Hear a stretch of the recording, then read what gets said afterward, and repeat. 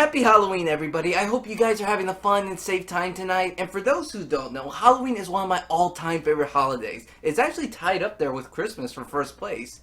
And since I feel like one night is really not enough for me, I like to go the entire month of doing nothing but watching scary movies and sharing my thoughts on it with you guys. And since this month is nothing about fear, terror, and horror, then why not be a perfect time then to review the one film that never stops getting scary every time I watch it, and that's The Conjuring. So The Conjuring is directed by James Wan, who prior to all this was only known for directing the first Saw film and Insidious, but this time comes to us with a terrifying true story in 1971 about paranormal investigators Ed and Lorraine Warren, who are here to investigate a Rhode Island family who are experiencing some disturbing occurrences after moving into their new home. The film was both a critical and financial success that it would later lead to a cinematic universe with 5 spin-offs, a sequel, and a third one coming out possibly next year. Now, the haunted house subgenre is really nothing new that we haven't seen in Hollywood already, but what James Wan was able to do here was create something so imaginative and re-innovating that it was completely new and something that I've never seen before in this genre. This is literally one of the scariest films I've ever seen in my life. Heck, I even watched, the first time I actually watched this film, it was literally in my room here with the lights on in broad daylight, and still, I got scared shitless. I tried rewatching this movie alone in the dark, trying to get a fresh idea on what I was going to say about this review, and I couldn't. I had to turn the lights back on. It's that scary. The acting in here, I have to praise. Both Patrick Wilson and Vera Farmiga are great in this film.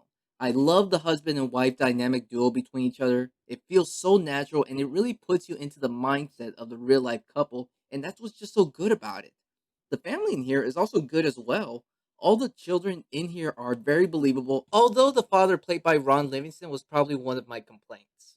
I mean, I don't have a problem against this actor, and I actually think he did a pretty good job, but it's just what he was given that was the issue. He doesn't really have a lot to work with, and that makes his character come off really underdeveloped. The music score in here by Joseph Bisharo, I actually feel was very overlooked. His score and his work is very unsettling, and it really fits to this movie. Heck, even in the first 5 minutes of the film, I couldn't even stay comfortable. Actually, to be honest, I was actually never comfortable at all in this film. And half of that has to deal with the score. And the other half of that, well, honestly, I really have to praise him. It's James Wan. This man knows how to direct a horror film. The atmosphere he's able to create is something very unworldly. Even though it's just a house that just looks any regular old house, it creates a very sinister vibe to it. I like the usage of the cinematography in the film, and James is really a fan of doing long, continuous shots in his films, and this method fits perfectly in this situation. It really puts you at eye level with the characters, and you're going along with them through this horrifying experience, which is what I saw in behind the scene footages, and luckily, they're able to pull it off just right.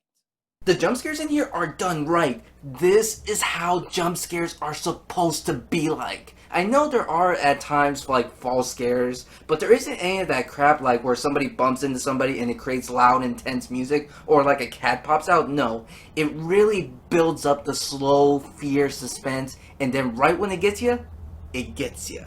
And also, I would just have to admit, jump scares in here are very unpredictable. You would think like, okay, here it comes. It's gonna happen, but then it doesn't happen. And right when you start to relax, that's when it goes for the kill. This film was actually able to pull off a hardcore R rating with a film that didn't really rely on gore, sex, nudity, or even cursing. There's very minimal in this film, yet it was able to leave such a huge impact. Just for a fun fact, James Wan actually tried very hard to get a PG-13 rating, and even though the studio said that you can't do this because it's just that scary, no matter how much he toned down the film and got rid of most of the horror. So what scares me is that if this is the final cut and he actually toned it down, I'm actually scared what it's like to see at its full potential. I think what makes this film terrifying is that it said it's based on a true story. Like, a lot of us can watch a movie about vampires, aliens, or zombies, and people don't really get scared about that because we know it's not real. But when it comes to ghosts and the afterlife and dealing with religion, then that's a whole different level. They even brought in the real Lorraine Warren to supervise the film to give it its more accuracy to what happened in real life. And also in the third act, well, from what I've read, it's actually fictitious. Even the ending is kind of fictitious, but hey, I could not help but being on the edge of my seat this whole time. If you actually watch this film, you're going to be very unsettled. And I will say it again, it is one of the scariest films I've ever seen in my life. But heck, it did its job. I'm going to give The Conjuring a 9.5 out of 10. Well guys, that's it. That wraps up everything for my first ever October Madness, and I just want to thank you guys so much for just coming along with this experience, and I will be back next year to do the second annual, but until then, I look forward to more movie reviews that I will be doing in the future. If you like this video, please give it a thumbs up, and if you haven't already, subscribe here to the channel for more content, and until then, I'll see you in the next video.